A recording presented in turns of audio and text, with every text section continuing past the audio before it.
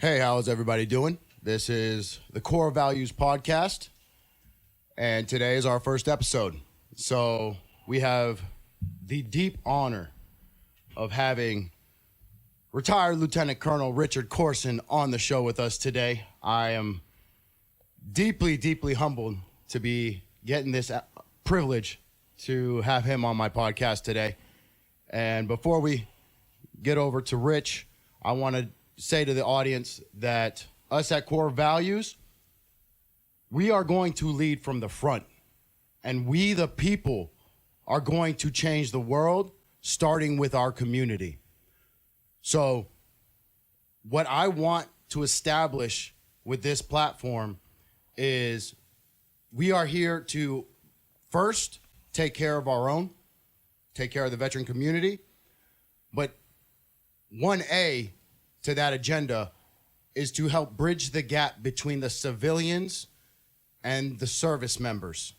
Because us as service members internalize and we try to problem solve on our own, because that is how we deal with issues. And we have a very small community compared to the large population of America. And what I want to do is help bridge that gap so that the other large part of America can feel incorporated and they can support us the way that we need to be supported. And we don't have to take care of ourselves. We, as veterans, will get things done. But we do need the support group. And that is where I see the civilian aspect of being able to at least incorporate them into our space.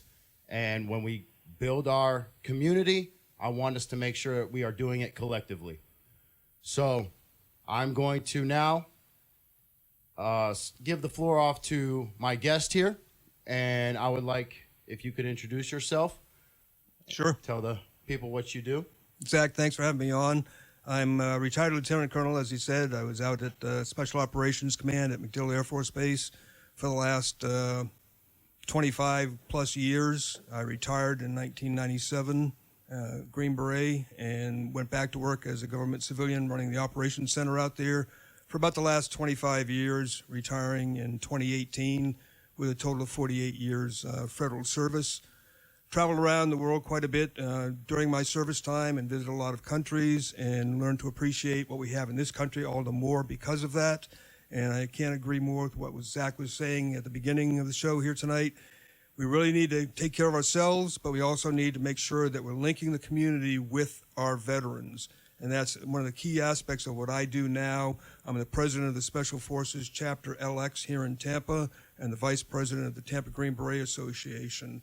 And our efforts are to try and help the veterans in this area to get that service that they need now.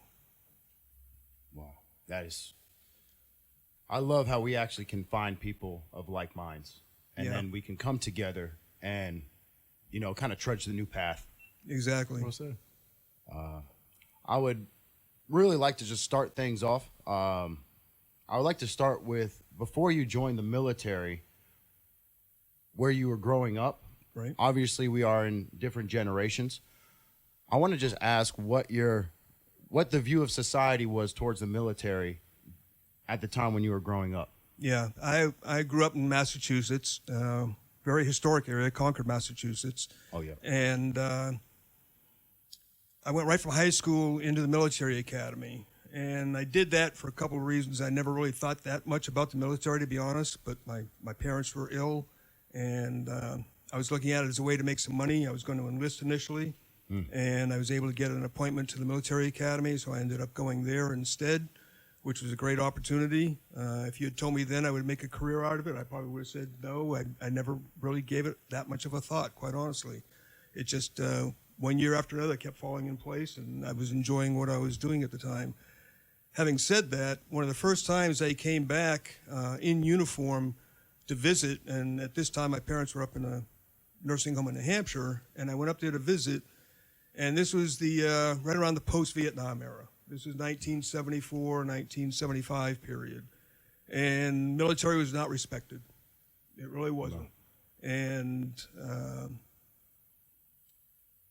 it felt bad in a lot of ways because of that lack of respect. And it wasn't until many, many years later that I think really one of the biggest turning points was 9/11, quite honestly.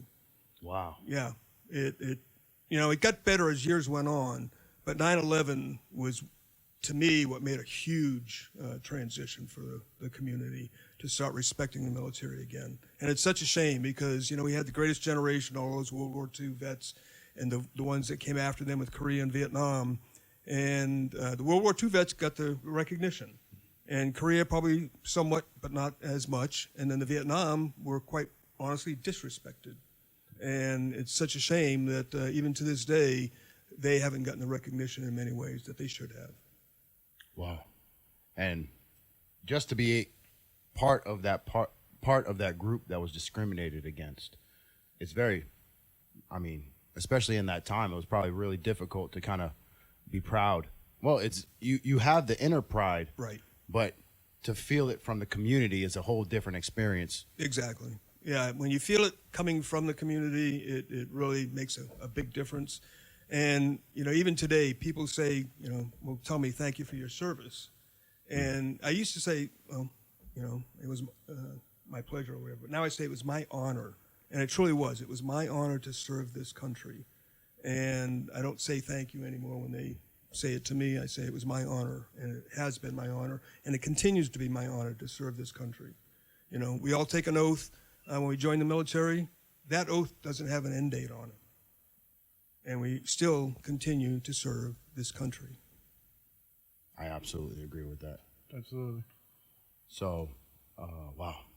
So, in order for me to kind of grasp your whole story, what was it like when you had graduated from the academy, West Point Right. Military Academy? Because you had gone through officers training, you got kind of prepped as an officer, Right. but through more of a establishment as opposed to just getting straight thrown into OCS. Right. But Working my way up through the ranks. yeah. Yeah. Some will say it was handed to me. Trust me, it wasn't handed to me. Very rare do we get things handed to us unless it's a pile of shit. Right. So what I wanted to do is ask you, what was it like when you got attached to your first unit as a young officer, and for the first time having a command where you are now in charge of a group of men? Right. And how did you kind of get yourself in that mindset of being a leader? Yeah, like you said, they taught us how to be leaders, but with no true practical experience. You're made a leader of other cadets while you're at the academy. You may be a leader on a team, a sports team or something like that, but it's not the same. And when you show up in your unit, it's pretty new. Now, you do go out for a summer, and I worked at that time, Camp Drum, with an engineer unit. I had an engineer platoon for the summer that I worked with. And that gave me some insights, but I wasn't ready for that. No. It was an eye-opener. It really was. And when I got to my first unit, thank goodness I had an old E7 as my platoon sergeant, Richard Dunn. Never forget him. And a good boy from the hills of Kentucky. Had a still. He'd bring in the mason jars every once in a while with the stuff he'd make. But he took me under his wing, and he said, "Sir, you're in charge of the platoon, but I run the platoon. And I will take care of you. And I'll make sure that you're doing the right things. And if I see you're getting out of line, or wavering something, I'll help you out." And he did a tremendous job of doing that for me. Because when I got there, immediately, one of the first things, several of my younger sergeants wanted to test me. And, In what way? well, they'd do things like, we were out on a road march one day, and one of my squad leaders decided he's just going to drop back. And he kept falling back further and further. And I was like, okay, here's the game's beginning now. Let's see what we can get away with the old man. And so I told the platoon sergeant, okay, just go on with the rest of the guys. And I dropped back. Sergeant Lonnie Roan, I'll never forget him either. Wow. And big guy. And I got behind him, and I said, okay, come on. You tired? All right, we'll stop. We'll take a rest. Let's go do push-ups. And we'd get down and we'd do push-ups for a while. I said, you ready to go? And he'd get up and start a little bit. He'd stop and say, okay, time for more push-ups, I guess. We'd do some more push-ups. After a while, he got the idea. and he started to catch up with the rest of the group, and that was pretty much the end of it after that. But there were other instances where another time the boys were all sitting out on the back. These were old World War II barracks. Okay. And you got the steps going into the old World War II barracks and the platoon barracks. And about 5 or 6 of my soldiers were sitting on the steps out there. And I came around to go up into the little office upstairs. And as I started to go up the steps, none of them got up and saluted. Oh. And I was about 2 steps up, and I stopped in mid-stride. Didn't say anything to them. I just said out loud, let's try that again. And I went back down, got a few steps away from the stairs, started to come back up. They all popped up, saluted. I said, good day, gentlemen, and went on. And that's all I had to do. But, you know, again, it was kind of testing, and I let them know, yeah, I see what you're doing, but you got to follow the rules too, guys, all right? I'm not going to get on you hard if I don't have to, but I can. And one of the things I was told by the platoon sergeant, it's a lot easier to start out hard and get easy than it is to start out easy and get hard. And I found, fortunately for me, a happy medium. Wow. That's a very difficult thing for people to understand from the beginning. One of my biggest issues when I was going through the military and the Marine Corps was just the leadership and the different variety of leadership styles. And a lot of them don't work very well. So you have to kind of pick and choose what you want from each of them to kind of make your own leadership style. And in the beginning, you kind of get the shit end of the stick a lot of the time. So you don't get to kind of choose who your mentors are at that time in the beginning stages. No, and my first company commander, I won't mention his name, but let's just say he didn't like me from the day I walked in. And he had some issues, and he eventually was put out of the Army. But so he was not a model for me, okay?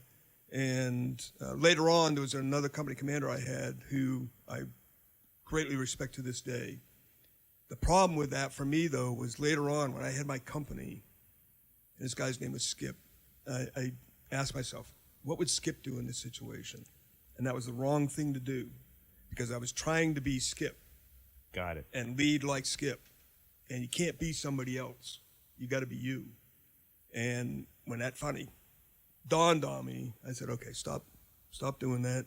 You know, you got to find your own place and your own way. You can take some of his examples and try to incorporate them, but it's still got to be you and your style. You got to be true to yourself. Wow. So from here, I want to progress to the next, kind of chronological order of your life or your experiences, I should say. So when you were in the first unit that got deployed to your first location, what was that experience for you? As far as overseas? As far as overseas, yes. Yeah, that was down to Panama, and I was really looking forward to it, quite honestly. They had sent me to language school, and then I was going down for a PCS assignment down there in Panama. Supposed to be a 3-year. If I may, PCS. Permanent change of station, I'm sorry, a 3-year tour. Okay. Yeah. Sorry. And so I was looking forward to it down there. It was kind of a well-kept secret. This is back in 1979. Okay, guys, yeah, I'm old. Young at heart. Yeah, Young at heart. Yeah. But anyway, so I got down there, it was like December of 79. And it was a great assignment down there. And I traveled all throughout Central and South America on different assignments and jobs throughout the country. And truly enjoyed it. In fact, I ended up spending 5 years down there. I kept extending. Because at that time, Special Forces, Green Berets, were not a branch within the Army. It was a secondary specialty. And so I was actually an infantryman when I first went in. And my first assignment was with the 101st. So I still needed to do company command time for my career progression.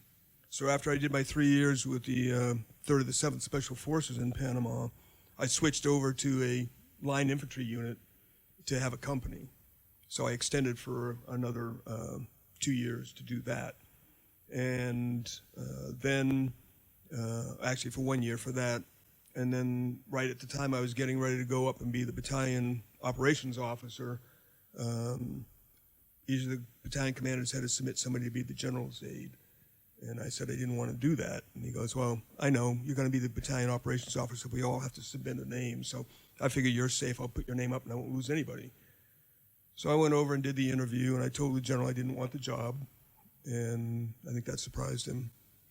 And then he wanted to meet my wife at the time and asked us to come over to his house having a function, you know, shadow his existing aide, that kind of thing. And halfway through the evening, he says, immediately after your change of command, show up, you're my new aide, which I hadn't been looking forward to. So I ended up extending another year and staying down there for another. But it was a good job as an aide there because we worked with all of the leaders of the military of other countries, the presidents of other countries. We actually took a bunch of the Latin generals over to Germany for a reforger exercise. We escorted a Latin general up to Congress to testify. So it was a great experience from that standpoint as being an aide. So it was good. It was good. Wow. So from that, so I mean, you covered probably about 7 years. You're just talking, you know, knocking out years left and right. My question would be like for getting the promotions. Mm-hmm. How did the promotions? How are you getting them back to back to back with all these new positions and billets? Well, each of those positions is like a progression. Okay. So you're basically, I don't want to say you have to check the box, but there's certain positions that are better for you, if you will, or help our career enhancing type jobs that, like I said, you have to be like a platoon leader initially as a young lieutenant. Then you want to work your way up maybe to a staff job and then be a company commander. And then that will potentially lead up to a battalion staff type job, and then up to hopefully a battalion command, and you keep progressing that way. So those career hoops, if you will, that you got to jump through, that's pretty much laid out standard for the most part. My career, I would say, was probably anything but standard in a lot of ways because I had jobs out of the ordinary in many cases, even for a guy in special forces. We can get into those later, but it was after I came back to the States. Some of my positions I held were not what would you call a standard career job. I'm tracking. Wow. So when you were over in South America, when did you, because it was a special operations unit. Right. Did you engage in any type of contact initially? No. Okay. Back then, there really wasn't any. You got to remember, this is now in the early 80s, okay? So when we'd go on what we call a mobile training team, where we'd go send some guys to another country to help train their military and work with them, we never went armed. In fact, we weren't allowed to carry weapons back then. And that became a problem later on. But it was very peaceful. Yeah, there were things going on in some of the countries down there, but didn't have a direct impact on us. There were no direct threats like nowadays. So it wasn't really that bad at that time. Later on, when I was in Honduras, I'd been there for 3 months of a 9-month tour there, and we got ambushed going to work one day, unfortunately. And we weren't allowed to have weapons with us. We were very fortunate. I was driving the vehicle, and I saw the gunman at the last minute, enough time to yell at everybody to get down. Unfortunately, 2 of my guys got shot. One ended up losing a kidney. The other had a flesh wound. And again, you got to remember this time. This is a terrorist group. They're now defunct, but it was called the Lorenzo Zelaya Front. And terrorism wasn't recognized back then in the way we do now. And it took me over a year to get my 2 guys that were wounded their Purple Hearts because it wasn't recognized as a combat situation. They did eventually get them, but it just shows you how the world's changed tremendously since that time. And that was the time, and then we found out after the fact that it happened to be the anniversary of a similar attack by this group a year before, and embassy hadn't bothered to warn us or let us know anything. And even after the fact, they wouldn't allow us to carry weapons. But the mill group commander said, no, you'll carry a weapon. Was that group classified as a terrorist group at that time? It was. Tracking. It was. So from there, how did you respond to your unit? How did you kind of rally the troops in the sense of you just received contact, you had two guys that were, wounded. Yeah.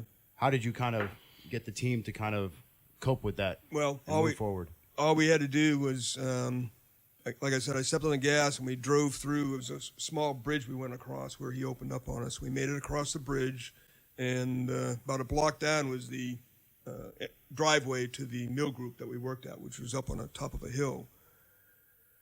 Sped through that, got up the hill. The local Honduran security guard, we made him aware of what was going on. Went into the embassy, and I told two of my guys to make a stretcher for the wounded. I had one guy go in, the Air Force captain that was with me. I sent him in, get on the radio and call for a medevac from the Hondurans, which were just down the hill from us. I notified the embassy right away, notified the mill group commander, who got out the couple of 45s we had there at the mill group. That was the extent of our weapons at that time, because we didn't know if they were going to continue to attack the mill group or not.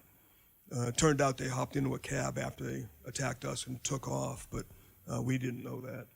And so we notified everybody else in country to stay put, not go anywhere. And that was kind of the end of it at that point.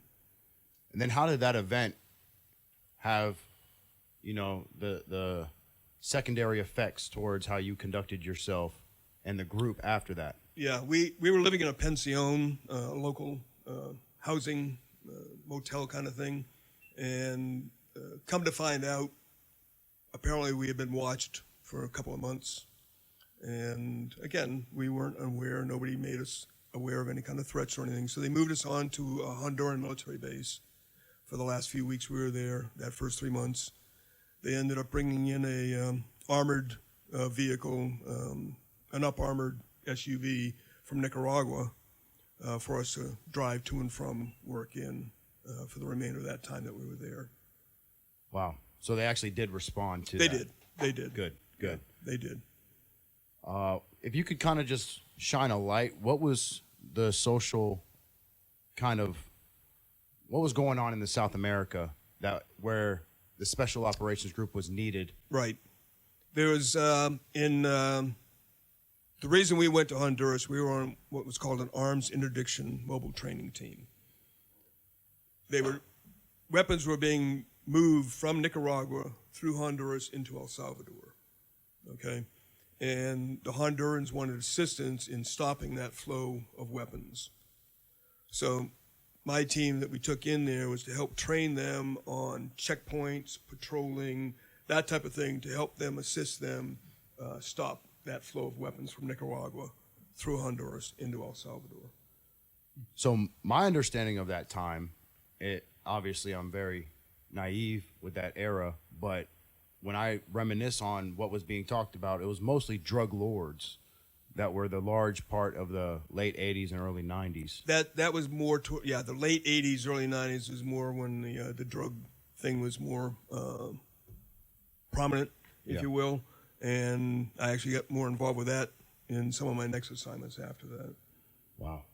So from there, you were in the Honduran attachment, but did you eventually get promoted to a different unit after that? Well, I came back. Mobile training teams go out for anywhere from a few weeks to a few months or whatever. So I came back from that trip, and then I had my Special Forces A team at that time. And then I came back and I got moved up to the battalion staff, and I was what was called a targeting officer at the battalion staff. And then, and I can't go into any more detail than that regarding that. But anyway, I was on battalion staff for the remainder of my time in the battalion. And then, like I said, because I was an infantry officer, I had to consider going and getting an infantry company command. So I put my name out there, and a couple of the battalion commanders there got to pick and choose, and I was lucky enough to get the one I wanted, and I went over and took my infantry company. What was that like when you were now in charge of the infantry company? That was pretty amazing, actually. I got to say, though, the best time for any Green Beret is your team time. It really is. Nothing gets better than that. But then moving on to having the infantry company, that was also an amazing event for me. I had an absolutely fantastic first sergeant, Andrew McFowler, came out of the Ranger units and eventually became Command Sergeant Major of the 18th Airborne Corps. Amazing guy. And he ran that company tight for me and kept everything going. I had good morale in the company, and it was an interesting time down there. I got to do a lot of training that we'd never been able to do here in the States, more live fire type training and everything out on the ranges. I was, in fact, the brigade commander allowed my company to do the first company live fire exercise down there in Panama. So once you got this whole new company, and did this company eventually go back down to South America again? Was it? No, this was in South America. Yeah, this was in Panama. Wow. Yeah, I had my company there in Panama. And then what type of? Because you said later on in your career you started really getting into like the drug trade in South America at that time. Well, when I got back to the States, I had to go.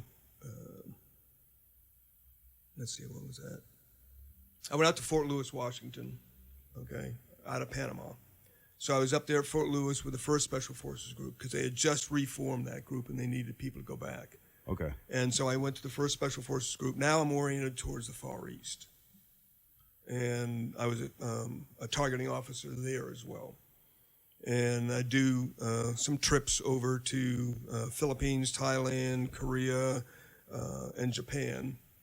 And so the Far East is the Far East side of Asia? yes. Okay. And so I did that for another 3 years. Then I had to go to the Staff College, which is another career progression thing. So I went to the Armed Forces Staff College in Norfolk, Virginia.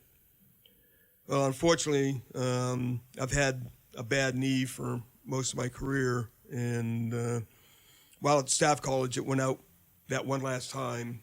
And so they took me to Portsmouth Naval Hospital, and the orthopedic surgeon grabbed my leg and he says, "I've never seen a universal joint in the knee before." He says, "We're going to have to repair that." And I was too young at the time to get a knee replacement. And so they rebuilt my knee, and it was supposed to be just an ACL reconstruction, but because I had broken my leg as a kid, they noticed the day they admitted me that my lower leg was a little curved, and he said, "Well, the knee surgery is not going to take if we don't straighten your leg." And I said, "What's that entail?" And he said, "We're going to break your leg in 2 places and straighten it." So they said, "You're probably going to be medically retired." I said, "No, not an option." And he goes, "Well, you're going to be off jump status." "No, not an option." He said, "Well, you're never going to run again and you're going to walk with a limp." And I said, "No." And I said, "You do what you got to do, I'll do what I got to do." And a year later, I was jumping out of airplanes again, and I had a brace, but I was back at it again. I wouldn't let them put me on a profile. I did walk with a limp, because unfortunately it wasn't found out till almost 30 years later that when they did the correction of my leg, they made my left leg a ½ inch longer than my right. So for 30 years, I was walking kiltered, which obviously had impacts on my back, hips, and everything else. Suppose I could relate. Yeah, yeah. Most military guys can, yeah. So I was supposed to, again, my assignment officer, because of my time in Panama, I said, "Oh, you're perfect. We need a guy for the Deployable Joint Task Force. They're starting in Panama." And I was like, "I really don't want to go back there." And what year was this? This is in about 87, 88, okay? And I said, I'm non-deployable because of the surgery. I said, "I got a year of therapy." And he goes, "They have doctors down there." And I said, "No, I need to be with this surgeon who's done the surgery." Excuse me. And long story short, I ended up getting letters from the doctor saying I had to stay there. So he found me an assignment at Langley Air Force Base at the Army Air Force Center for Low Intensity Conflict. Never heard of it before. Can we want to stop for a second? Here, take a drink of water. Okay. So when we were Sorry. No, you're totally fine. We're going to be here for a while, so we might as well just get comfortable. Yeah. When I had a topic. I don't know if you guys want go into it. Sure. So for the civilian community or civilian populace, terrorism, the definition might be a little vague. They like to paint or like put a face to the definition, right? It doesn't. Identity politics is just, it's a mess. You know, you really don't want to. I personally don't like to dive into it, but I think it needs to be addressed. You know, you just can't allow somebody to perhaps define you, but I think we can kind of wrap our mind around the ideology, perhaps. If we I agree with that. I mean, usually with the people, just the general populace, when somebody hears terrorist, they automatically stigmatize that to a Middle Eastern individual. Yeah, But it could be anybody. anyone can be a terrorist. Yep. We have domestic terrorism. Yep. That's a very active thing. That's something that is actually the top priority of the military, is to prevent domestic terrorism. Secondary is international. Well, no, our job is not to stop domestic terrorism. Oh, correct me, please, sir. No. That's the police's job. Roger that. We are not allowed to do anything here in the United States. That's posse comitatus. The president would have to federalize us to do that type of thing. So terrorism overseas, yes, the military addresses that. Terrorism in the United States, that's up to the law enforcement agencies, the FBI, those types of folks. crossing the Rubicon, I suppose. Yeah. And then, obviously, so what other government agencies kind of have the jurisdiction of? Pretty much all government agencies take care of the domestic side, Right. And then the military, including the National Guard, Right. is used It's as a bridge. yeah. Exactly. I'm tracking. Yeah. The National Guard belongs to that governor, and but they'll use them in emergency situations, that type of thing. But it's generally not going to be for counterterrorism or like hurricane situations. They'll use them for that type of thing. Relief. Right. Generally speaking, that's going to be the type of thing they're going to be used for. Now, don't get me wrong. A lot of National Guard units and reserve units deployed over to Afghanistan and Iraq and spent a lot of time over there. So they don't just stay here at home and do things here at home. They do get federalized and they do go overseas. So it's very similar to the reservists. They kind of plug them in as needed. Right. I'm tracking. And back to when I was at Langley. Which is what? Not the Langley. The Langley. No, not Okay. the Langley. The Langley Air Force Base. Where's that located? Langley, Virginia, right outside of Norfolk. Tracking. Okay. And so when I got there, I reported to my colonel, who was in Air Force. It was the first joint assignment I'd ever had. So it was an Army Air Force. I was an Air Force colonel in charge. And I went in and I reported to him, and I expected, okay, sir, what do I do? And he said, find something. That's an interesting mode of advice. I'm like, okay, Air Force is a little different, I guess, in how they do things. I said, sir, that's 360 degrees. Point me in a cardinal direction and I'll go. And he goes, find something. And I was like, and the other colonel that was with me pulled me out. And he said, yeah, okay, we'll take care of it. And so I went out and I helped one of the guys that was a PSYOPs officer who was doing some things. So I helped him for a while, and I was like, I got to find my own thing. About that time, Drug Enforcement Administration had come up and asked for some assistance. And so I raised my hand, and I was on the drug enforcement team then, or the guys that went up and assisted DEA. And what they asked us to do was to come up and help with Operation Snowcap, which was a counter-drug operation they were doing down in South America, a counter-lab type thing. And it was going out and busting up the drug labs and that type of thing. Unfortunately, they were taking cops or DEA agents right off the streets with no real training in the jungle, patrolling, tactics, techniques, procedures, anything, and sending them down to Bolivia and Peru and expecting them to be able to operate down there. And so that's why they brought us in to come up with a training program, a selection and training program for them. And that's where I got involved, working with them. So we built that program for them, ran a bunch of their agents through that training program, and then they went down country and were doing things. And fortunately, we're safe because of some of that training that we provided for them. And then later on, we were asked back again to help them with their strategy out to the year 2000. And what they were finding was, yeah, you can bust drug labs all day long, but it really doesn't have a big impact. With the amount of flow of drugs coming to this country, it barely made a blip when you take out a little lab in some country. And so they found the better way to go is to go after the leadership and the money. And when they started doing that, they started having much more of an impact and as you know, they started getting a bunch of the big drug dealers, the cartels and that type of thing, and they confiscated all their properties and everything else. So it really started having an impact in that way.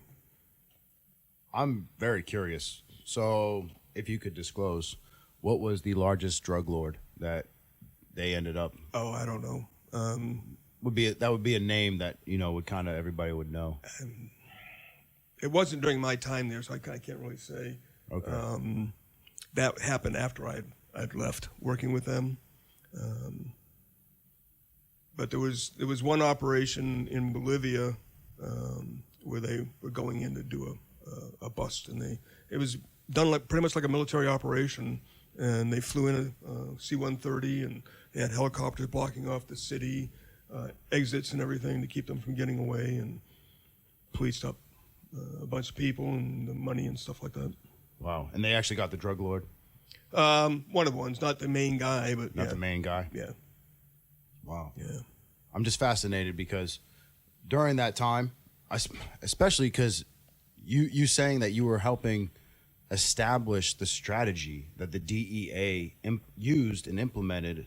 We helped them write it. We'll write it. Yeah, we military are very good, as you guys know. We're good at structure and putting things in format and thinking things through, second, third order effects and that type of thing.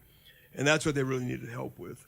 So it wasn't like we're deciding what they need to do as much as formatting it such that it makes sense and it falls into place. They're considering all the aspects of it, the beans, the bullets, all of that, and the communications, all the various phases of the thing. And again, those second and third order effects. And so we put together a whole strategy paper about how to build a strategy, and then applied that and helped them develop the strategy. We didn't do it. Don't get me wrong. We didn't do that. Yeah. We were just the guys behind the curtain. Just about kind of the logistics. Yeah.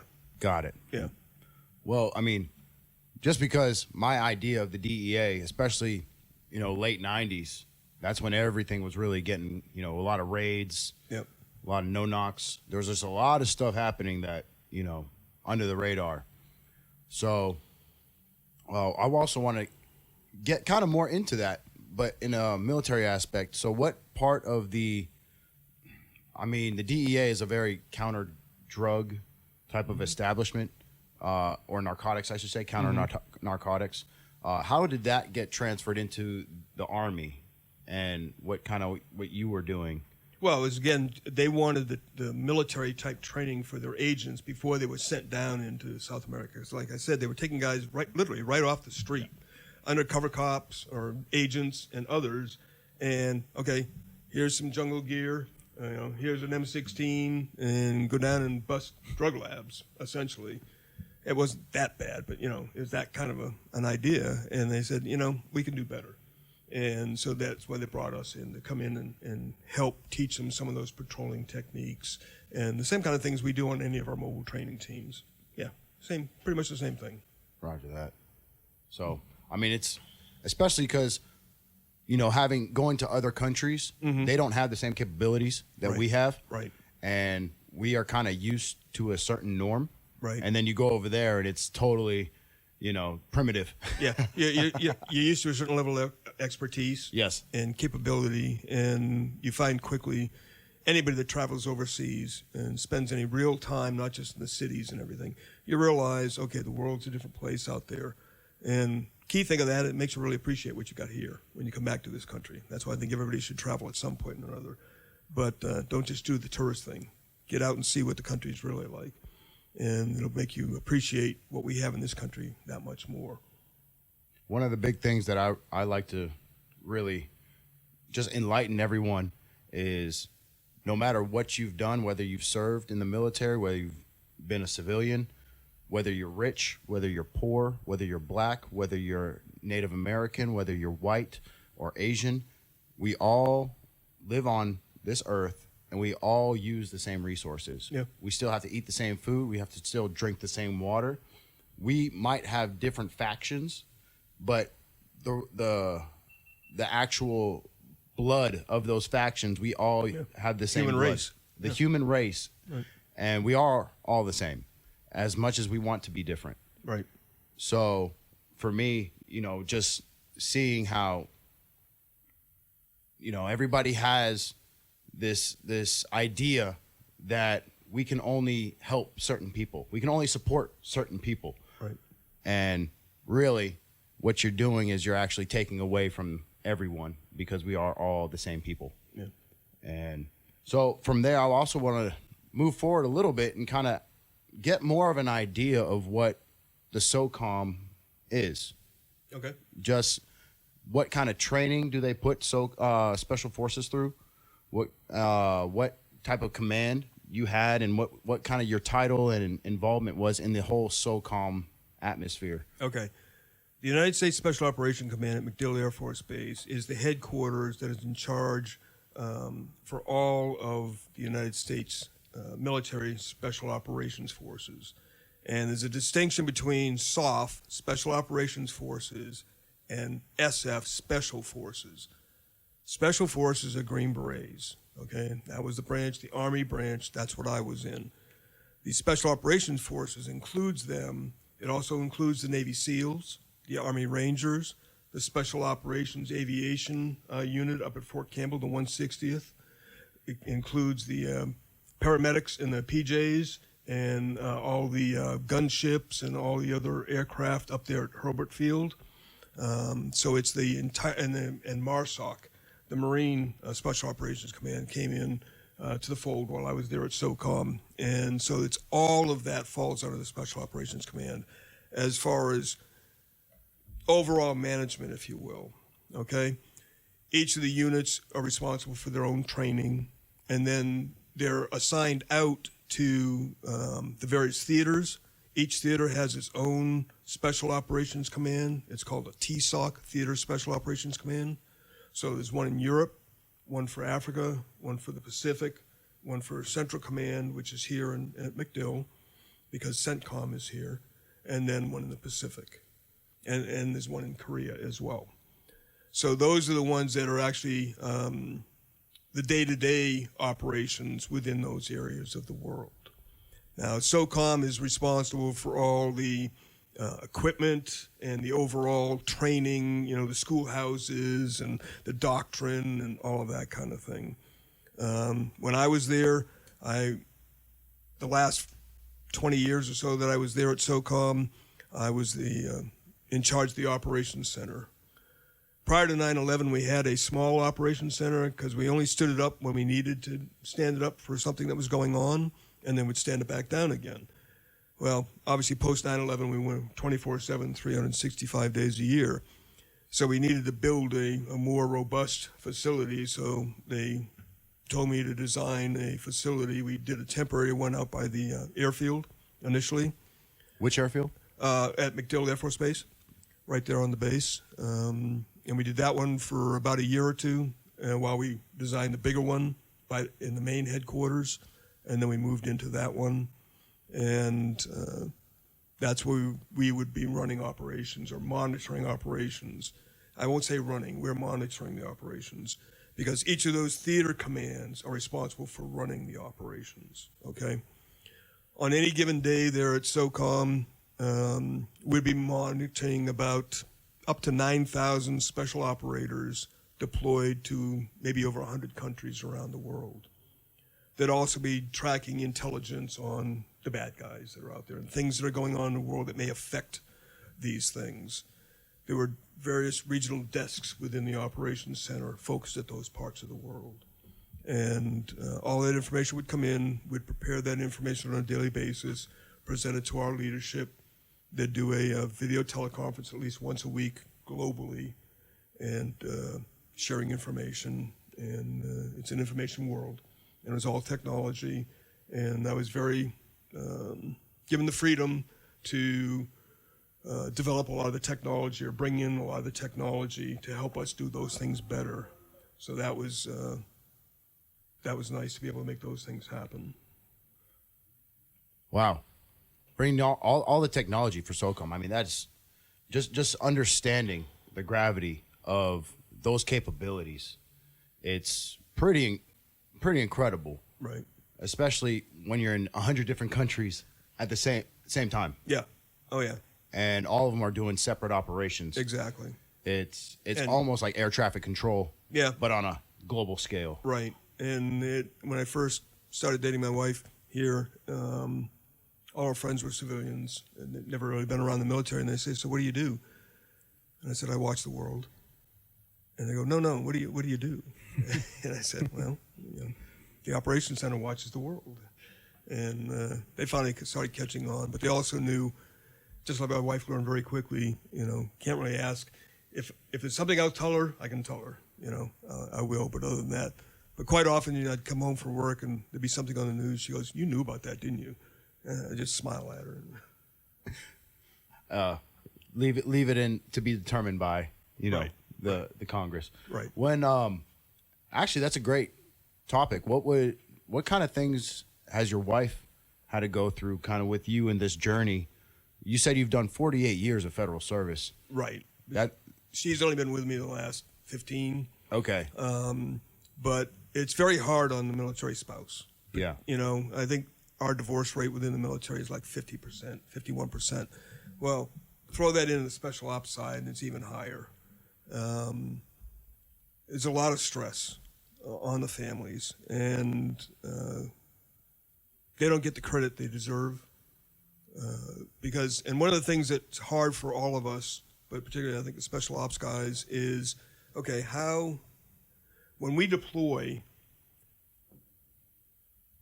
what we hold on to is what we left, okay? So the way things were when I left is what gets me through what I'm going through right now. And so, unfortunately, I expect when I come back, it's going to be that way. That's not reality, because now the wife has now had to take over your job as well, takes care of everything in the house, the budget, the car, the refrigerator breaking, you name it. She's doing it all now. And if you've been gone 3, 6, 9 months or a year, her dynamic has changed. Now, you come home, and again, what you've been holding on to is that picture in your mind of what it was that I left. And that's not reality anymore.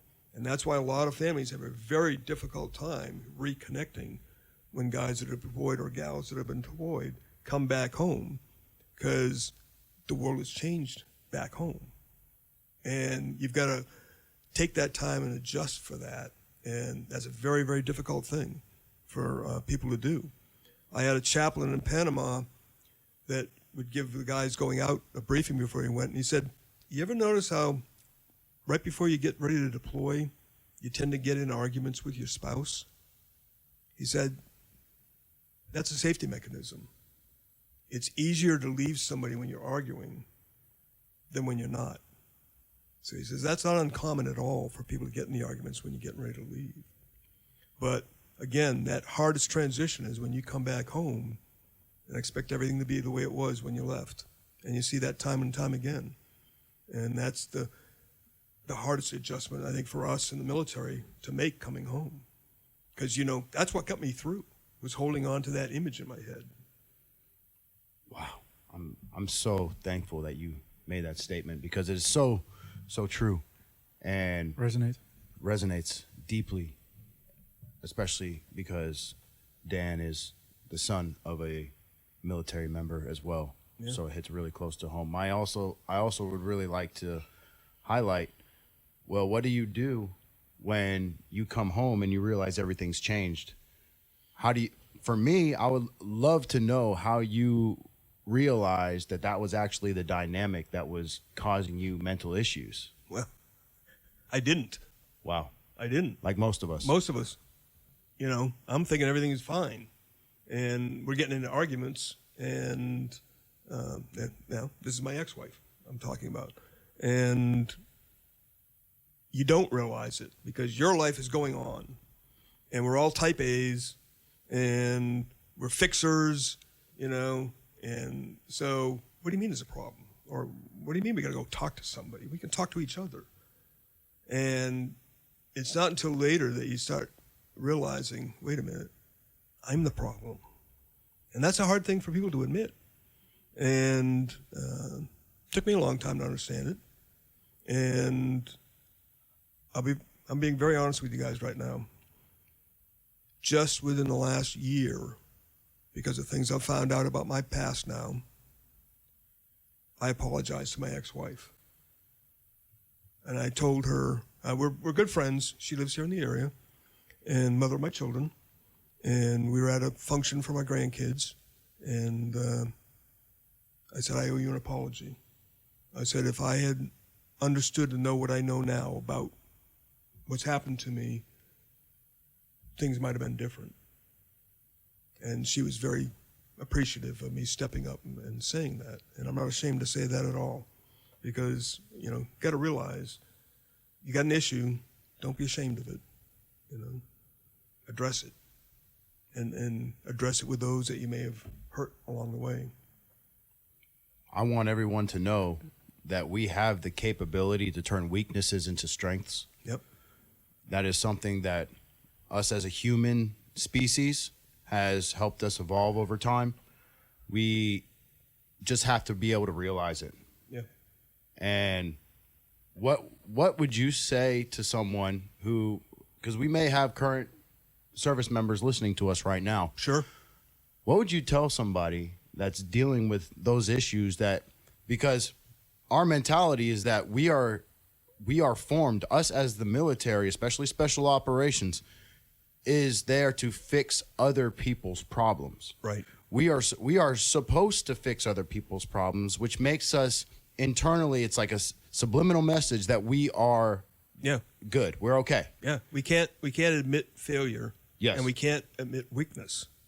And I mean, that's kind of built into you because like when I had my knee injuries, you never say anything to the medics about it if you can get away with it, because you're going to be dropped from status or whatever. And so you learn how to hide things well. And it's the same thing with emotions or anything else. And we don't want to admit, maybe I've got an issue or maybe I have a problem. And that's probably one of the biggest things I've learned. And I'll be very frank with everybody. I've just learned that in the last few years, to be totally honest. And there's nothing shameful to admit that you have a problem or you had a problem or you didn't handle something the right way in the past, and address it and be willing to say, I need some help. And I think that's why we have a lot of issues with guys and gals committing suicide and other issues that are out there, is because of the stigma that has been put on us in the past for admitting those kinds of things. And some of it's self-inflicted. And the biggest thing, let your ego go. Leave that at the damn door and get over it. And, if I can touch one person in this podcast and help you realize that, okay, yeah, maybe I do have an issue and I need some help, then it's been worth it. What would you say to someone that still has that ego and is holding on tight? There's a lot of people that refuse to let it go. And for my witness of the way service members cope is a lot of alcohol. Yeah. And it's kind of been, it's commonality. It is. And it's almost a joke that everybody's an alcoholic. Right. But realistically, that's just a veil covering up the problems that they refuse to deal with internally. A crutch. Yeah, it is. I know guys that drink because of the physical pain they're in. And some, they do it because they don't want to get on drugs or they don't want to see the doctor for whatever reason. So they try to self-medicate by drinking. Other guys, like you say, are trying to bury an issue, and they might drink or other things, whatever their coping mechanism is. But it's not necessarily the good coping mechanism. And I really don't know what to say, because it's got to come from within you. We can tell somebody till we're blue in the face and try to do an intervention, and that might get through, but chances are it probably won't. Usually you got to be down so much that you're realizing, I don't want to be this way anymore, and I want to do something about it. And that's when the real change is going to start coming about. It's just kind of sad that, it takes us to get broken. Right. It takes us literally feeling that we're helpless. Right. That we have no other avenue. We're rock bottom. And that's kind of where we're like, okay, well, I'll get rid of my ego. It's either that or death. Right.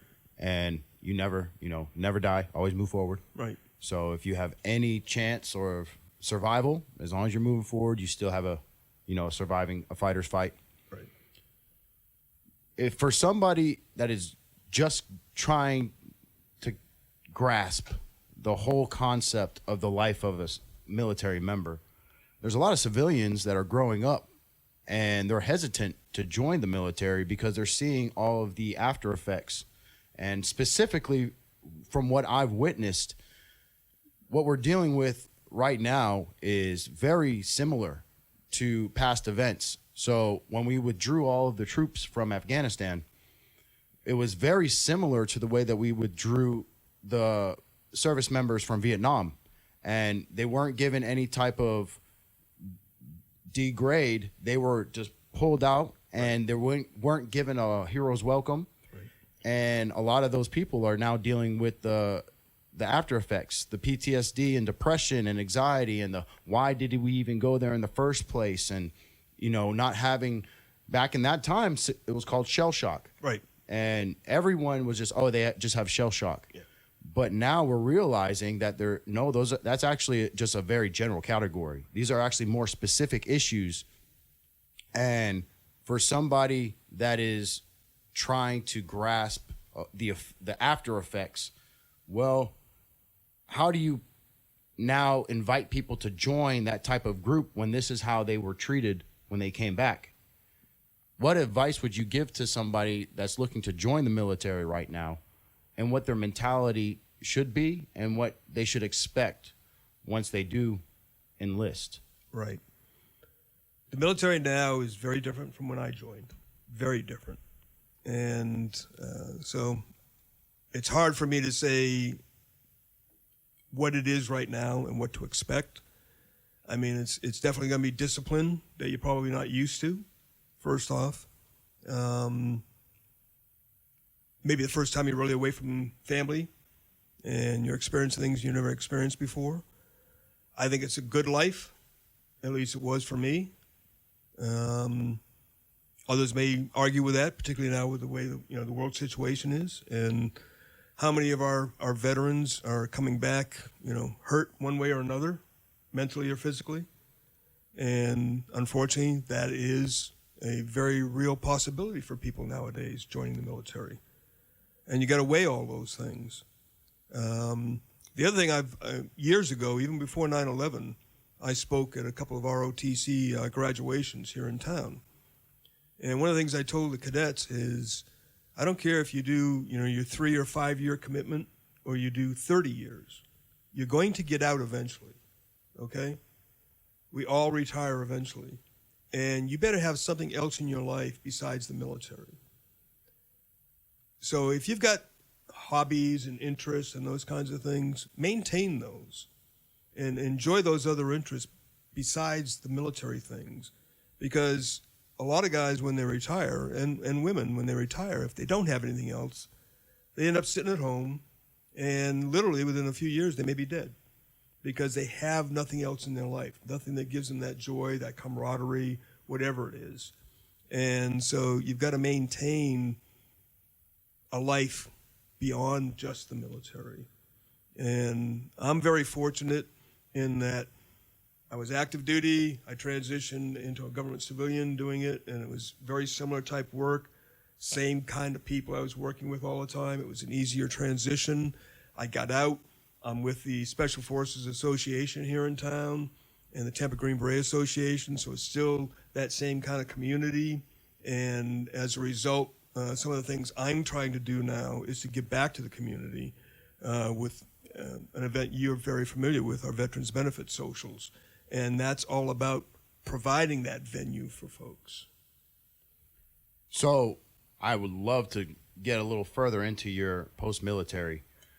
You have done so much for the community, so much. You started at MacDill, and what you've done branching out after that, I look to you as somewhat of a hub for veterans. What you have created with the Veterans Benefit Social, I attended it as a vendor, and it was such a great community. I wanted to attend it again and again, and I was able to see it wasn't necessarily the people visiting, it was the people that were vendors there. Everyone just had this warmth, and it was almost like you knew you were in the right place. Yeah, it was like family. Yes. Yeah. And it was almost, and nobody knew each other. Nobody knew each other. It was such a incredible experience, because it's almost like that's what you're missing. Right. You're getting out, and obviously I'm going to speak on my personal experience. Once I got out, I went to school, and being in the school setting, it was very easy to just get in the mental structure of, okay, sit at the front of the class, take notes, and study your ass off and get a tutor. I was very structured in that. Right. But from like all military. Like all military. Yeah. But some people out there, they can't get a job. They don't want to go to school. They don't have the motivation. It's almost because they need to get told what to do because mommy told them what to do their whole life, and then they go in the military. Yep. And drill sergeant tells them. Yep. Yeah. And then you have your senior NCOs, your staff NCOs, and your officers, and everybody kind of tells you what to do. You get out, and you're like, well, no, now nobody's telling me what to do. And what Rich is really able to put a wonderful spotlight on is the hobbies. Finding the hobby that makes you feel like you're accepted. That's the biggest thing, is as a prior service member not feeling accepted by society. If you could you explain or just go a little bit more in depth on how we could conduct ourselves as a veteran to feel more accepted in society? That's a good question. One of the things that's hard for veterans to feel like they fit in, because, like I said, when I first started dating my wife, all her friends were civilians, and they had no experience with the military. And perfect example, you guys will understand this. They say, hey, we're having a dinner party, and I want you over here at 5 o'clock. 4:59 and 59 seconds, I'm knocking on the door. And they're all running around just getting out of the shower and everything. And they said, what the hell are you doing here? And I said, well, you said 5 o'clock. And yeah, but nobody ever shows up till 6 or 6:30. And I said, then don't tell me 5 o'clock. So it got to be the standard joke. They'd say Rich time, and they'd tell me a particular time, and then they'd tell everybody else another time. But that was an adjustment for me. And so then when, they'd jokingly, and my wife would say it too, okay, it's 6-ish. And I said, I don't do ish. I don't know what ish is. And that was a hard adjustment for me. And I was used to always tucking my shirts in. And one of my wife's best friends, she goes, God, I so much want to go up and just pull his shirt out and untuck it. And, it's a whole different world for us. And they don't understand us. It's not just us not understanding them. They don't understand us. And that's one of the things that I'm hoping with the Veteran Benefit Social is to help bring those two communities together more so there is a better understanding of us and the fact that, yeah, we're not that different. We have different mindsets and punctuality and those kinds of things are different, but It really is, we're all a community, and we can all help each other. You know, you're never going to break it down completely. There's no way. Never. I'm never going to feel as comfortable in a totally civilian group as I am with military folks. It's just our nature. You know, we're all that way, I think. But the more you get exposed to it out there, the easier it is to deal with. Well, what makes us special is the military is adapting and overcoming. Right. So the more exposure we have, the more opportunities we have to adapt to that environment. Right. I would love to ask Dan, what is your view of the military from a civilian perspective? How do Like, you once they get out, or say that again? like once they might get out, like that what you were just talking about? Well, not all civilians know if people are active or if they have gotten out already. So if you know, just your general picture of what military members are and what is missing to help bridge that gap with civilians. Yeah. So I think there's a concept the military holds. They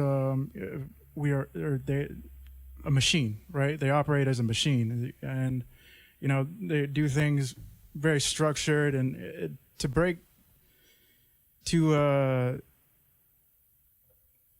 get them to, I guess, to relax after they're out. You know, like you're a man or you're a man or woman. You want to be able to relax. You know, just take a step back.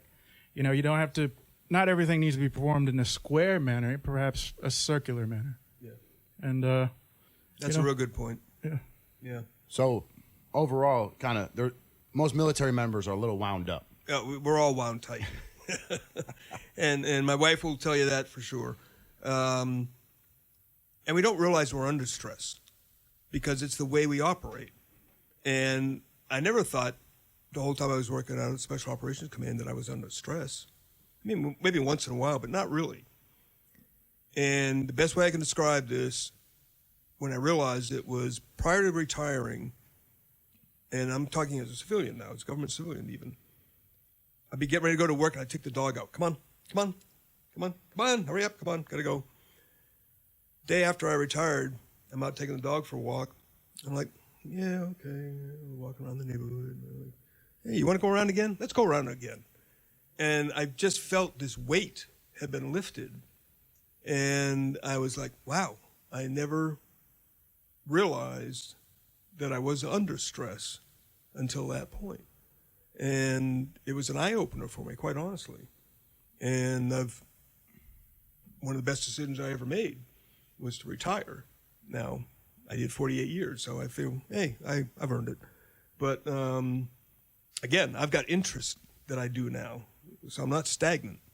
I'm involved, and I'm trying to be involved with the community. And to me, that's what it's all about. Absolutely. Giving back to the community it should be agenda number one for all military service members. Yep. It's, you did your time. One, you need to be acknowledged for giving that sacrifice. I think everyone it's not, anybody can do it, yes. So for the people that feel that they shouldn't be given certain benefits, they actually signed the paper that gave them those benefits. Right. Anybody could do it. It's just they made that decision. So you can't discriminate that people are getting taken care of. Yeah. If anything, they should be, it should be compiled on a much larger scale. Just remember, every one of us that served in the military signed that black check up to and including our life. And we gave that check to this country. Yes. Okay? That's the bottom line. Yes. And it's just, people just need to understand, let's say you graduated from a college.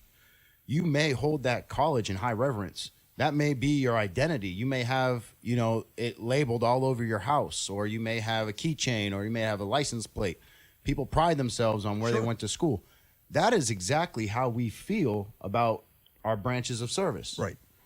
We have, it's our identity. Right. Everybody might have a diploma, but this is mine. And yeah, your diploma is your DD 214. Yes, exactly. And also the life experience and traumas that come with it. But I would also like to ask, since we are, transitioned into your civilian life now, Right. what has been the best treatment that you have received to help you address all of these issues that you were dealing with while you were enlisted? Well, I was very fortunate that while I was at SOCOM, I was being treated on base at the SOCOM clinic. And I got grandfathered into that, which was good because they understand the special operators. And so I didn't have to use different language to explain things. I didn't have to go into, yes, I've got over 100 jumps, that's why my back's all, they understand those things intrinsically. So that was good. And then I got to say, James A. Haley, Veterans Administration, has been wonderful for me. I've been seen out at the polytrauma clinic out there. I've got glasses that I wear now. I never wore glasses, but they found out I knocked my head one too many times, and my eyes and my brain don't talk the way they should, and it causes some headaches and everything. And so I've got some special glasses that help to reduce that kind of thing. I just want everybody to know polytrauma means multiple traumas. Right. So it's a multiple trauma clinic. And I never used to take medication. I thought that was a sign of weakness, or I just didn't want to take it. I didn't like it. And finally, with my back and some other things, I realized, why am I suffering? If I can take something and it doesn't have major side effects for me, I don't have to be that, guy that never complains anymore. It's okay to say I hurt. There's nothing shameful about that. And that took me a while to get over that. It really did. But now, as a result, I'm still in pain every day, but not as bad as it was. So from being the counter-narcotics officer of the Army. No. Oh, No. I was a counter-narcotics officer within this organization that helped DEA. Yes. Let's not get carried away. Let's not get carried away. No. Let's define it properly. Yeah. But I wanted to, preface my question with that because I wanted to see what's your standpoint and viewpoint on the alternate therapies that are now being available nowadays to veterans to help them deal and manage their traumas. I think it's fantastic. I wish they would recognize more. One of the things that I was offered with the VA was some acupuncture. And I went and got acupuncture for my back, and it did help. Battlefield acupuncture? No. I mean, you mean the location? Yes. No, it was no. I don't remember who it was now. Okay. But they did it really helped me with my back. The problem is you're only allowed like 8 sessions. And so when those are up, I'm like, okay, now what do I do? And that's part of the problem, I think, is because they're not recognizing these alternatives as something that could be long-term help, as opposed to just giving me another pill, which is unfortunately a lot of the answers. Here, take a pill. Well, if I can go to the chiropractor and I can go to acupuncture, I don't have to take pills. And if that's helping me, why not? And so I'm all about the alternative medicine and what's out there and available. And they're finding more and more now that, these things really do work. And it's becoming more accepted. And so I'm all about seeing and finding those things. And again, that's part of what this Veterans Benefit Social is all about, is bringing all these other capabilities together in one place. Because I know when I retired, I didn't have any clue what was out there for help. Not really. And they have the TAP program you go through, transition, whatever it is. Transition Assistance Program? Yes. And it's okay. Okay? That's all I'll say about that. But if I didn't know how to spell your name correctly, and I Google you, I don't find you. Yeah. Okay? So how do I find help and know that it's legitimate, it's somebody I can trust, that type of thing? And so we started the Veterans Benefit Socials to try and fill that void, if you will. And I see our organization, if you will, as the concierge, is the best way I can describe it. We bring these together and have the event. Everybody can come out, all the vendors set up there, and I hate calling them vendors because it sounds like they're selling stuff. but people that are there to help. All right? Yes. They can set up their tables, and people can just walk around in a very relaxed atmosphere. We buy your first beer for you. That's to the military. Yes. And but you walk around in a relaxed atmosphere, camaraderie, the energy, as you mentioned, is incredible. And one of the side benefits that I never thought about with this event was several organizations came up to me after the first couple of them and said, you know what? I've been wanting to link up with that organization for 2 years now, and you just made it happen by bringing us all together. And it never even dawned on me that that would be a side benefit. And I've had more organizations come up to me and say that. Now, this has gone beyond my wildest dream. I started this in July a year ago, and we had 5 organizations and about 25 people show up. Okay? And then COVID hit. So we didn't do much better for that year, quite honestly. I think we got up to a dozen one-time organizations. The October event we had over 31 organizations and 200 people attending the event. And we had the commander of the United States Special Operations Command and his command master chief, or command chief master sergeant attending, his senior enlisted advisor. And that's a 4-star general? 4-star general. Wow. From SOCOM. And I met them outside, kind of prepping them before coming in. I've known them for quite a while. And I said, okay, it's kind of loud, and I opened the doors, and they took a step in, and they both took a step back. And their eyes were really big, and they both said, wow, we were not expecting this. And so it was a good impact. And as a result, the CARE Coalition from the United States Special Operations Command sent their leadership out to the event we just had in January, and they were very impressed with the event, and they made some great contacts that they didn't know about. And it's just the synergy is bringing it all together. And so this is growing. We actually have sponsorships now. We don't charge anything for anybody. It's a free event. You get a free beer and a free raffle ticket when you show up. And I had several organizations ask me about sponsorships, and I didn't even think about it. My buddy and I were paying it out of our pocket, no big deal. And then I had enough of them start asking. I said, well, what the hell? Okay, we'll do some sponsorships. So now we have sponsorships for the beer, sponsorships for the raffles and different things, and it's helping to cover our costs. And allows us to do some other things to help the veterans out. Wow. And what is actually what's your vision for the future for that? Quite honestly, just continuing with what we're doing right now. As I think you're aware, we have some land outside MacDill Air Force Base on Dale Mabry, South Dale Mabry, about half a mile, 3/4 mile north of the gate on Dale Mabry of the base. And if you're driving down towards the base, you'll see the sign on the right. It says Special Forces on there. That's some land where we're going to build our team house, as we call it, but a Veteran Civic Center. And our intent is to have that building one day where these organizations, because you got to understand, a lot of the organizations that come out to this event are very small. They're 2 and 3 people doing amazing things. They don't have an office, don't have warehouses, none of that. They're doing it out of their own houses, or they might have a small practice or something like that, and they're doing tremendous things. So one, that would give them a facility where they need to have a meeting, come have it at our facility. Okay? You need to have a function. Well, instead of renting, some hotel lobby or something, paying thousands and thousands of dollars, come to us, we'll give you a really reduced rate, and, you pay cleanup fees or whatever. So it's about that kind of thing, helping these organizations do better. Another thing I want to do, I know all of you, whenever you travel, you go to a hotel, there's a kiosk in the lobby that has all the brochures from the Chamber of Commerce of what to do in that town. Well, excuse me. You're fine.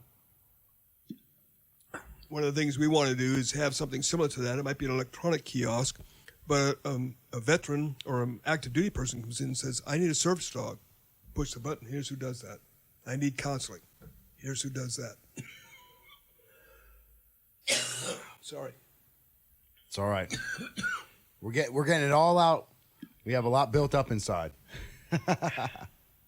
So that's the vision. And this facility we would rent out for retirements, promotions, bar mitzvahs, wedding receptions, those types of things. So it's paying for itself as well. It has a training facility in there. We had some interest from Microsoft that they might provide some technology and classes. I'm hoping that offer is still going to be, around when we actually get the building built. And that's the vision for the future. Now, whether we do the VBS there or continue to do it at the brewery, I don't know. It depends on how much it grows. Which brewery? 81 Bay Brewery on Gandy Boulevard. Okay. Fantastic guys. They've been very supportive of us from the very beginning. They booked us out for the year. It's once a quarter, the first month of the quarter. Next one is April 13th, I believe.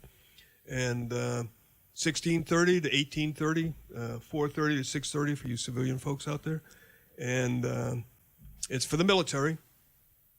Okay. I don't care if you serve 3 years or you serve 30 years or you're still active duty.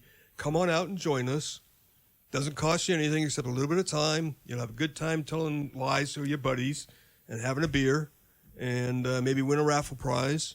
And it's just a good time, and I think you'll find the energy is amazing.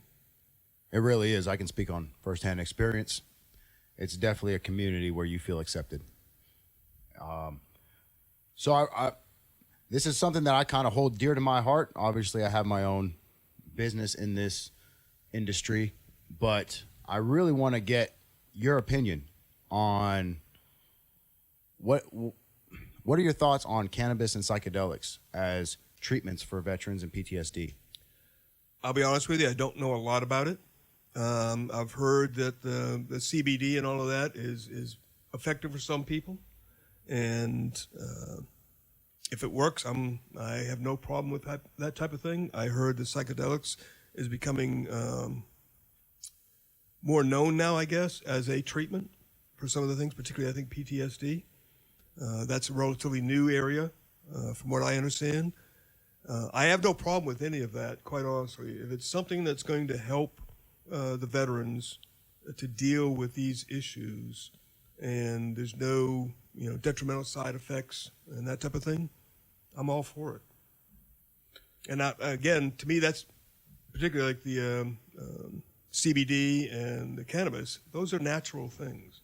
And you got to stop and think. All our medications came originally from some type of a natural herb or medication or something from back in the day that has just been commercialized and synthesized. So we're kind of getting back to our roots. That's exactly how I feel. And some of the things that I've learned is our definition of doctor has kind of been tainted over the years, because there have been thousands and thousands of generations of medicine men and indigenous people that had shamans and different people that would take care of ailments using nature and roots and plants. Right. But if they were here today, we don't recognize them as a doctor. Right. So there are things that we need to kind of grasp our head around, that just because you're a doctor doesn't mean that you have all the knowledge, and just because you're not a doctor doesn't mean that you don't have the credentials to help people. Correct. So, we all have the capability to help. Right. It's just a matter of, can we get it to people that are willing to accept that help? Sure. Or not? Sure. I would like to kind of start getting towards the closing, but I would like to ask you to tell me kind of what you have going on right now, what the Special Forces Group, the Green Beret Association, what they're doing, and if you kind of could give us any last details just on what you have going on. And okay. Yeah. Floor is yours. Happy to. Yeah, the Special Forces Association, one of the things we do every year is the Richard J. Meadows Memorial Scholarship Fund. Dick Meadows, for those of you that don't know, he was on the Sante raid that went into Vietnam to rescue the POWs. He was also on the Iran hostage mission, and where they went in and got the employees out that were being held hostage in Iran. His wife lives here, Pamela, lives here in the area. We established a scholarship in memory of him, and we've given out over $190,000 in scholarships. We give out three $5,000 scholarships every year. So our events that we hold, such as our sporting clays in November, we do a couple of golf tournaments during the year. We usually do a couple of poker runs during the year, and then we always have some type of raffles, shotgun raffle or some type of a rifle raffle going on each year. And all that money goes to supporting those various things. We also give charitable donations to things like the Fisher House, Stay in Step, which is a spinal recovery rehab center that one of our members, Romy Camargo, started. He is a quadriplegic. He was shot by a sniper, and he and his wife started this organization, and it's a state-of-the-art spinal recovery and rehabilitation center here in the Tampa Bay area. So that's a lot of the things that we're trying to do, again, giving back to the community, and we're going to continue to do those. And as we build our facility and have more opportunities, we will continue to expand that type of support out to the veteran community as much as we possibly can and make life better for them. One of the things we want to do with that facility once we get it up and running is to get the civilian populace more involved. We'll have events at the facility where we're bringing like business leaders and community leaders and military folks together for events so they get to mingle a little bit more and get to understand more about each other, get the Chamber of Commerce to come out and see, meet with us and have those kinds of interactions so that they have a better understanding of us, we have a better understanding of them. And it's not this we-they thing kind of going on. You may hear the Tampa Green Beret Association being mentioned, TGBA. That is our corporate entity, okay? We have the Special Forces chapter here in Tampa, but that is part of a national organization that is based out of Fort Bragg, North Carolina, Fayetteville. And we're just the local chapter here, so we're not a legal entity in that sense. So we formed the Tampa Green Beret Association to be a legal entity so that we can own that land, own that building, and do the things that we're doing now as a corporate. And we are a 501c19 fraternal organization. We have paperwork in to become a 501c3 charitable organization as well. So you'd be a nonprofit organization? We are a nonprofit organization, and a C19 has exactly the same tax benefit as a C3. It's just looked at a little bit differently because one's a fraternal organization, one's a charitable organization. But for people that are donating, the tax benefits are identical. So do you have any, burning issue that you feel you would like to share with me or the audience? What could be one thing that you want to see changed in society? I guess how our veterans are viewed, and that's getting better. I got to say, it's gotten better over the years, particularly since 9/11. I think it's slipped some maybe in the last few years. We saw a huge patriotic resurgence at 9/11. Saw flags everywhere, and everything was pro-America and everything else. We're losing sight of that, unfortunately, I think, right now. And we got to remember our roots and remember this country. Like I said earlier on, we all took an oath to this country, and that has no expiration date. And we need to remember that we are a country, and we all stand together, and we need to stand together. And the rest of the world is doing its thing, but we got to take care of home. I'm not saying ignore the rest of the world, but you got to take care of home, just like each man should take care of his family. First things first. Yeah. Got to have your priorities. Do you have any mantras that you live by or any final quotes that you can give to the audience that may enlighten them into, just a thought process and perspective? Oh, no. You pull that one out of left field. I'll be honest with you. I remember writing this in a little memorandum notebook, one of those little green memorandum books you carry it around in your pocket all the time. Many, many years ago, on the front inside flap, I said, always maintain your sense of humor, and don't take yourself too seriously.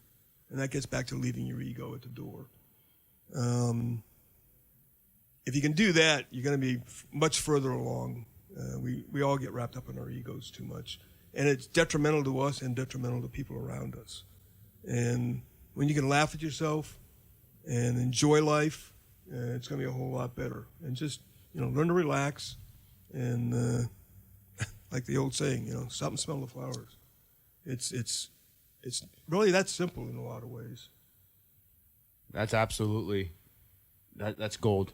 And I think a lot of people should take that to heart because there's so many situations where you don't have control over that situation. Right. So if you obsess over it, you're only going to be hurting yourself because the situation's never going to change. You're the only factor that's changing in that situation. Yeah. I've got a little story I'll tell you about that. We all choose how to react to everything that happens to us.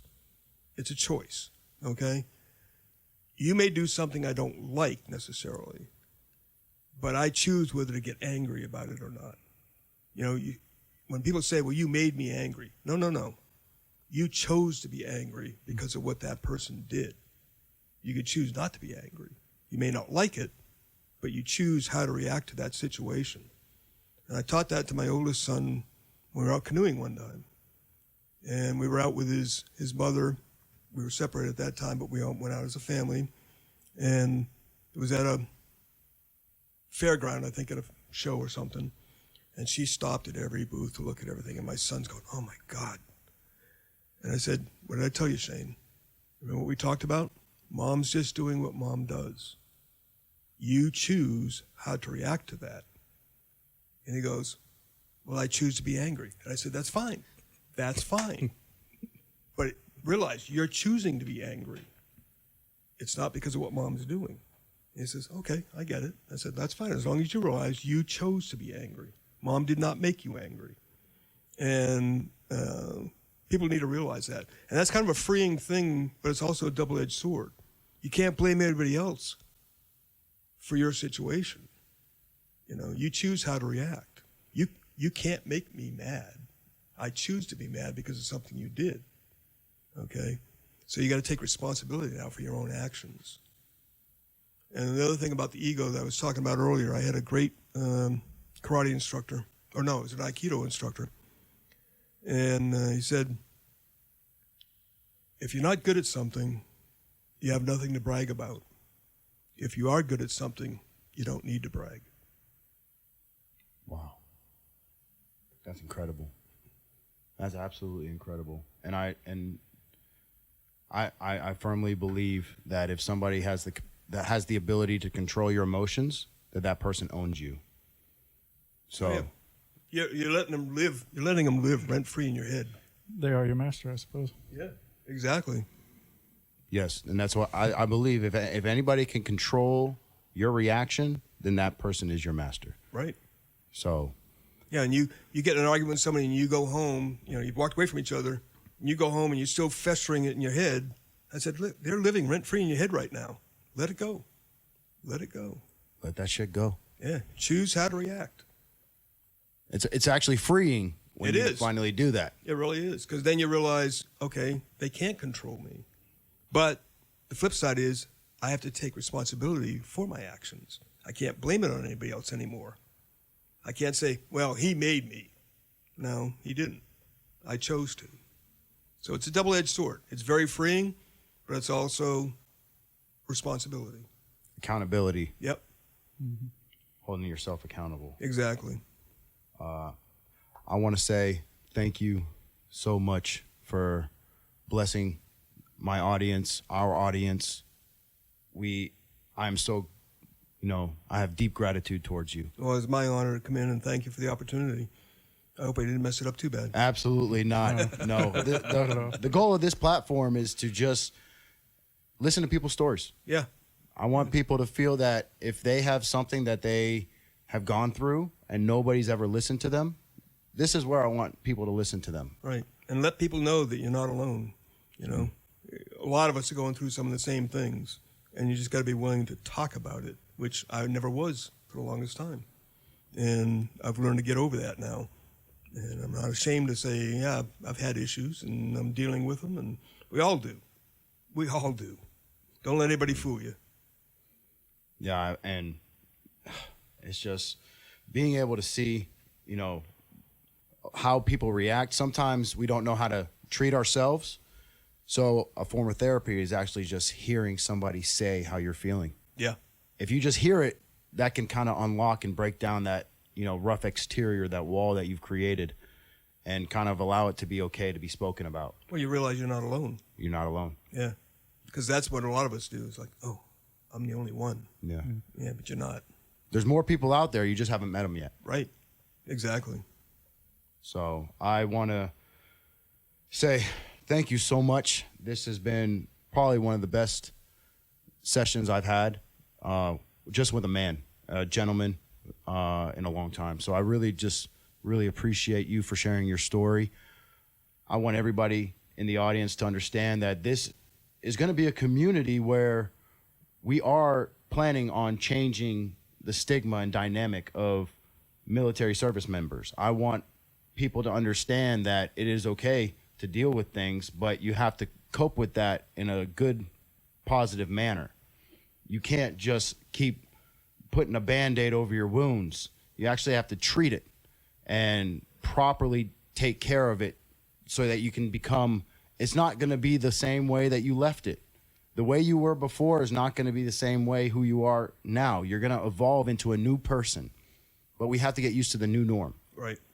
And we are adapting, and I just want to extend to anybody out there that to look to this community as a safe space. I want you to find, confidence and be able to look to us as a way of we're judge-free.